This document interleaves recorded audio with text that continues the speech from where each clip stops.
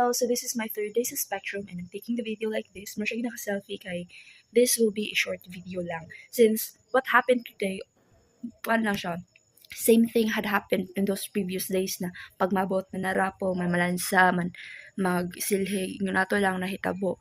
And the only thing that changed, what happened this morning. This morning, di ba, namanggoy coffee shop ang Spectrum before dito, likod sa dito sa ilang likod, sa may kilid, banda.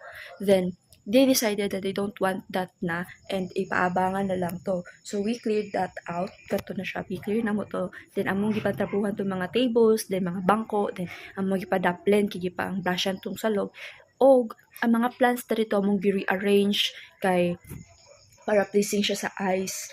Then, after that, among na pong gibalik to mga gipatrapuhan namo ng mga bangko, amo na po siyang gibalik then gi-arrange. So moro to change na hitabo sa morning.